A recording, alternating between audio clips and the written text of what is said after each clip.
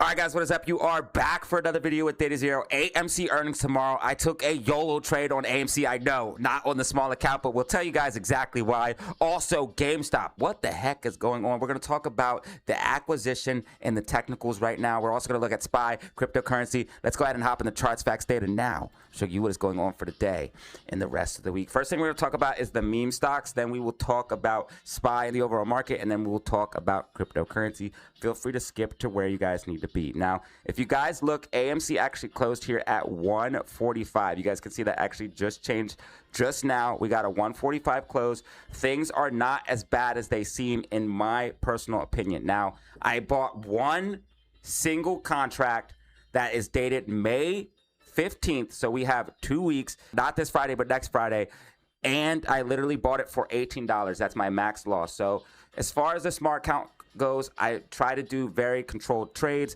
but guys, every once in a while, you just got to put something up, you know what I mean? We also have a macro bull flag in play. Now, the only thing is, there are a ton of reasons to be scared of going into earnings on AMC because of the pure manipulation that we see on a day-to-day basis. You guys can see we actually tried to break out of the bull flag today. We got rejected back down, but we are still tracking with my overall prediction. What I'm thinking we're going to see is maybe a little bit of downside heading into earnings, but I honestly think, and this is going to be a very bold prediction because you know they always try to smack us down on earnings, but I think we're actually going to see a bullish catalyst to the upside after earnings. If it's not on the day of earnings heading into after hours, I believe the next day will push up. And we actually looked on stream a couple times. Even when AMC does pull back on earnings, normally the next day it recovers. And we actually seen a couple of examples where AMC actually rallied for earnings. So I believe there is a chance we could see upside for AMC. Now, what technicals do we need to see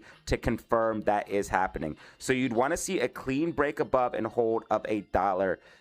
If AMC continues to break above and hold $1.50, that means you're breaking out of the overall bull flag. And you guys can like and subscribe because I go live and tell you guys all of this stuff as it does become available. But once we break above and hold 150, that means we're going to be pushing up towards 160, 170, or 175. It means we're breaking out of this massive bull flag. And the ultimate target for this bull flag should actually be towards 190/$2. So I actually think we're going to see a decent rally out of this bull flag, believe it or not. And I know that sounds crazy to say about AMC, but guys, we just had a decent rally. We have this bullish consolidation, and I believe we're about to push up. We also have the huge breakout of this huge macro falling wedge, and you guys can see we're actually retesting the wedge right now as we speak. So if we bounce off of this level, AMC is absolutely going to push to the upside, and that May 15th contract will print, believe it or not, ladies and gentlemen. So I'm actually pretty bullish here on AMC. RSI is pretty low. We're retesting this huge macro falling wedge.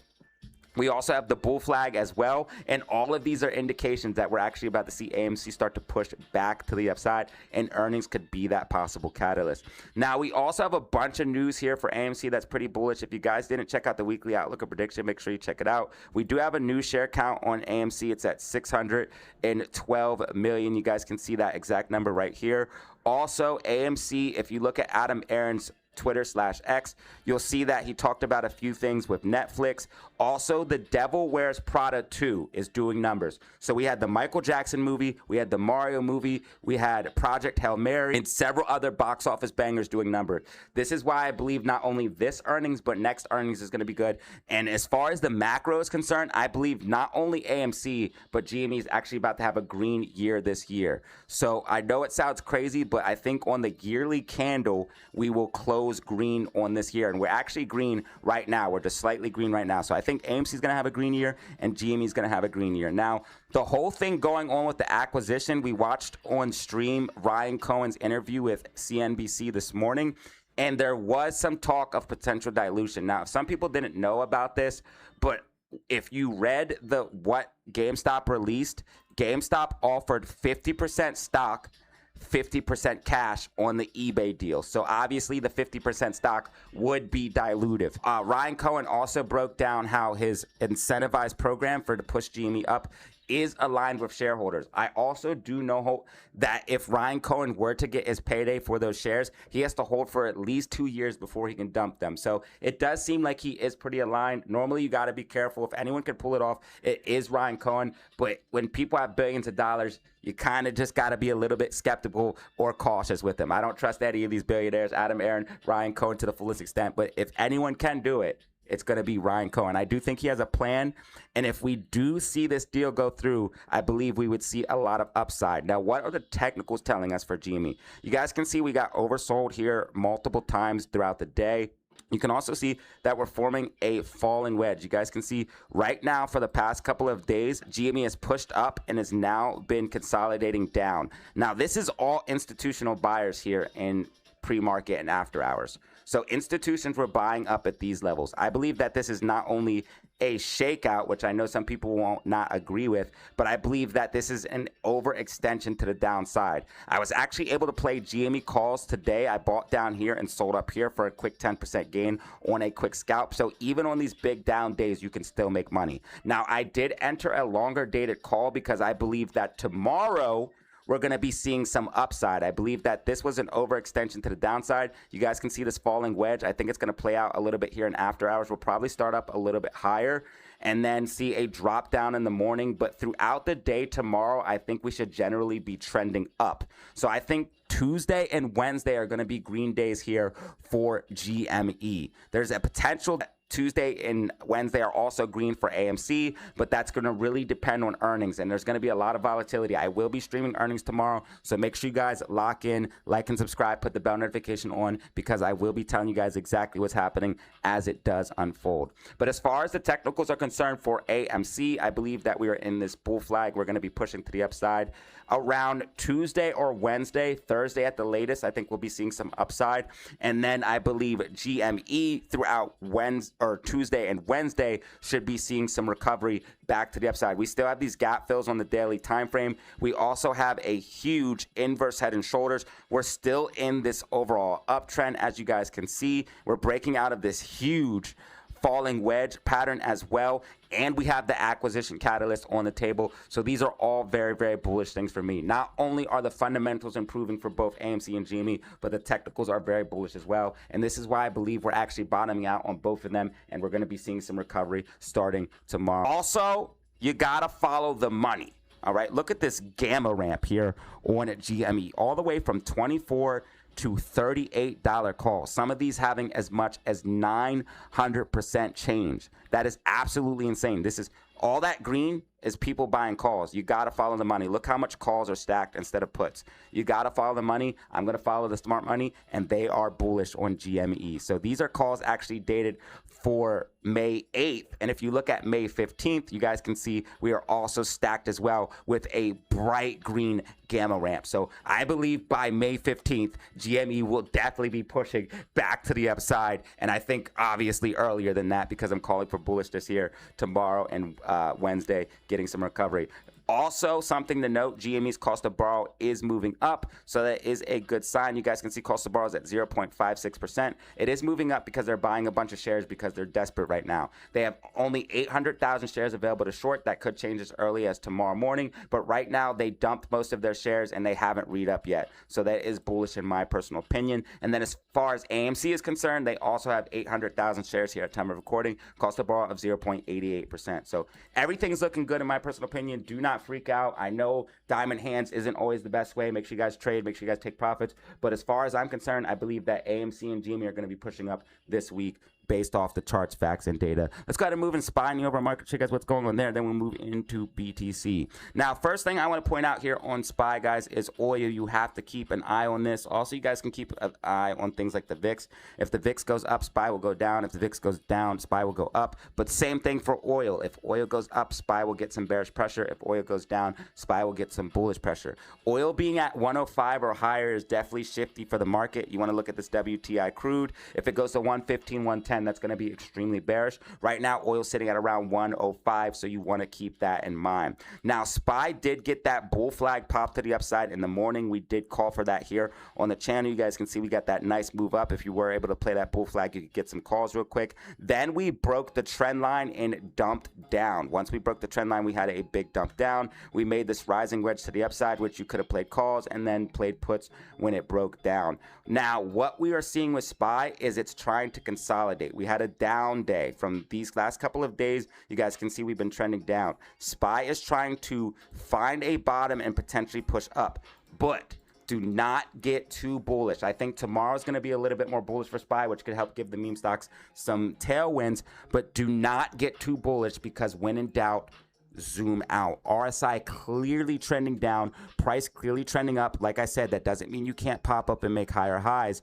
but the moment you make a lower high, that's normally before you're going to see the correction to the downside. And just so you guys can know exactly what I'm talking about, look at the daily time frame here. You guys can see RSI trending down, price trending up. Look how it made higher high, higher high, higher high, higher high, but the moment it made a lower high, it started to trend down. So be very, very careful. Watch this very, very closely. I know people are saying SPY 750, 780. I'm not saying that's not possible in the future, but right now that doesn't look plausible. What it looks like we're actually about to do is push up one more time, potentially even make that lower high. We have to watch. If it's a higher high, we still have time, but once we make that lower high, we're going to dump down. So SPY is only going to go up so much more before dumping down, unless you would see the whole conflict in the Middle East get cleared up and oil dump back down to like 70, 80 bucks per barrel. So unless that happens, you're going to see this technical play out. You're going to see SPY maybe make one more higher high, but it's going to eventually dump down. Be careful and watch for that lower high, because once we have that, that means we're starting the flattening out process and going into the correction down process. That's what happens with bearish divergence. It trends up, it flattens out, and then it corrects down. So this is what we're looking at for SPY. Tomorrow, I think it's going to start off very slow. You'll probably see some upside here pre-market. As long as SPY is able to hold 716.87, expect upside back towards 719.28 and maybe even as high as 720. If we break and hold 720, that's a major level. You could see a pop to the upside after that. But around 720 to 721 is probably where I would expect SPY to top out if we do get this rally up in the afternoon as I'm expecting. Also be ready. We do have two major data drops happening at 10 a.m. That's going to be ISM services PMI and JOLTS. We also have on Friday non-farm payroll, unemployment, and Michigan consumer sentiment. To tomorrow 10 a.m. that's where the volatility is going to be. I think we're going to probably start rallying up around 10 a.m. So we'll probably start rallying up around or shortly after that. Into the afternoon, we'll probably start pushing up, and then from there, we'll probably start moving down after hitting a top around 720 based off everything I can see here so far. So this is what we're looking at. Do look for the level of 720. If we do break and hold that, you could continue up higher, and that's where you could get a little bit more bullish. But make sure you check on RSI. I will be live. Make sure you guys lock in. Now, as far as BTC is concerned, BTC has actually been pushing to the upside, but I made the conclusion yesterday on the weekly outlook and prediction that most likely we are going to see the breakdown of this bear flag. Now, I would love to be wrong about this, but I think we're going to see a little bit more upside and then see a breakdown of the bear flag. If that were to happen, you would probably see XRP break down as well, but find a bottom and push up. This falling wedge is still in play, and I believe that this falling wedge will have us move to the upside. And in fact, if you look at BTC here on the falling wedge, you guys can see that it actually did do something similar here before, where it broke out of a falling wedge and then made a lower high and then actually ended up pushing up. So it's not that out of the question for XRP to potentially break down out of this falling wedge and then push up later. We are getting bullish MACD here on the weekly time frame, but you want to be very, very careful, because if BTC pulls back, you're going to see altcoins pull back. Now, there is a chance that we still break to the upside. You guys can see we're actually above the blue medium line, green MACD. If the bands tighten up and we remain up here, we could push back up towards 100K. I'm hoping I'm wrong about this bear flag, but based off the fractal and the technical of the bear flag, I'm almost certain we're probably going to see BTC dump down and then find a bottom, making a lower low, find a bottom, and push up from there. And if that were to happen, then we would go into a bull market after that.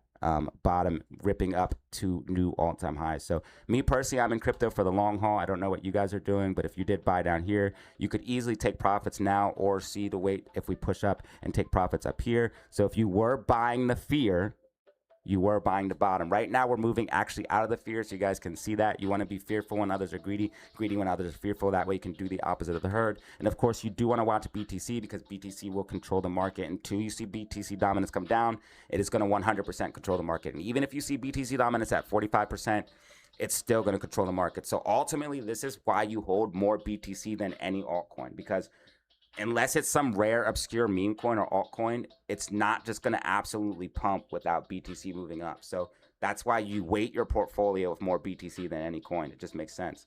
So as you guys can see, Bitcoin dominance sitting at 58.7%, and it will control the crypto market. Guys, this was your daily outlook prediction for stocks and crypto. If you found this video informative, hit the like button, subscribe. If you want to help out even more, you can follow me on Twitter, X, also TikTok, and Twitch. I'm on all of those platforms if you want to help the DZ fam grow and expand. But if you don't do any of that, make sure you do this most of all. Make sure you have fun, stay safe, make money. Peace.